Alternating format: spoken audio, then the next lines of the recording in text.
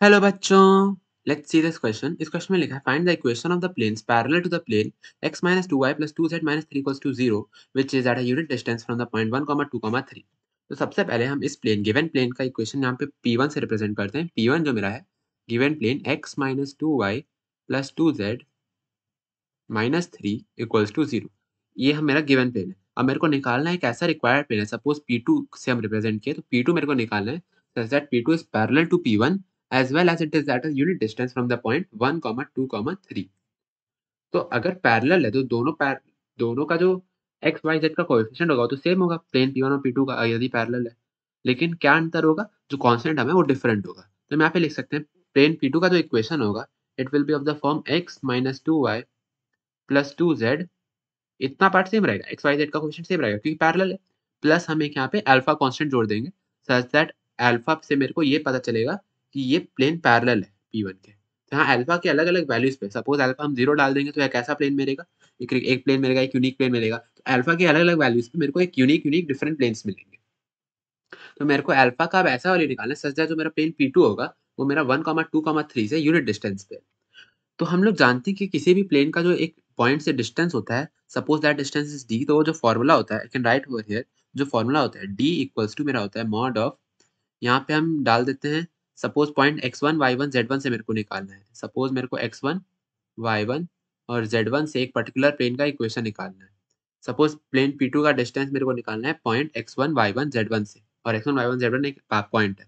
तो हम क्या करेंगे, प्लेन p2 का इक्वेशन में x1 y1 और z1 सब्स्टिट्यूट कर देंगे तो हो जाएगा मेरा x1 minus 2y1 plus 2z1 plus alpha. तो ये हो जाएगा और डिवाइडेड बाय में मेरा आ जाता है under root of X Y Z तीनों के क्वेश्चन का स्क्वायर करके सम कर देंगे। तो 1 का स्क्वायर प्लस -2 का स्क्वायर यानी कि -2 का स्क्वायर प्लस 2 का स्क्वायर। तो ये मेरा होता है डिस्टेंस। अब यहाँ पे मेरा x1 है 1, y1 है 2 और z1 है 3। तो और d का वैल्यू है मेरा 1 क्योंकि यूनिट डिस्टेंस पे है। तो यहाँ पे हम लिख सकते हैं, ऐसे लिख लेते हैं d इक्वल्स टू 1, उसके बाद x1 equals to 1, y1 equals to 2 और दिस इज़ 2, और जो मेरा z1 है, z1 मेरा इक्वल्स टू है 3 के।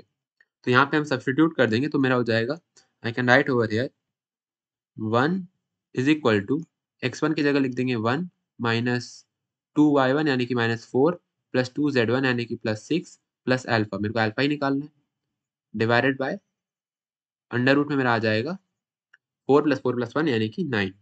तो अंडर रूट 9 मेरा होता है 3, तो इसको हम ऐसे लिख देंगे 3 equals to mod of alpha plus 3, 3 equals to mod of alpha plus 3।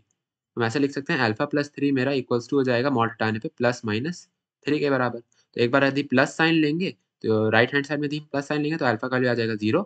यदि राइट हैंड साइड में हम माइनस साइन लेंगे तो अल्फा का वैल्यू मेरा आ जाएगा -6। तो ये मेरे को 2 अल्फा के वैल्यूज ऑब्टेन हुए हैं, alpha equals to 0 and alpha equals to -6। तो हम प्लेन P2 का इक्वेशन यहाँ पे क्या लिख सकते हैं, प्लेन P2 मेरा हो जाएगा x minus 2y plus 2z, यदि अल्फा 0 है तो प्लस ये इक्वल्स टू 0, और या फिर और एक पर्टिकुलर प्लेन क्या हो सकता है जब अल्फा मेरा -6 हो, तो इसको हम लिख देंगे x minus 2y plus 2z -6, तो -6 equals to 0।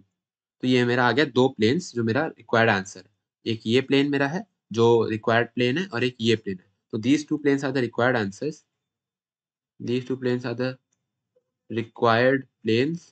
So hence these are my answers. I hope everyone got the solution. Thank you.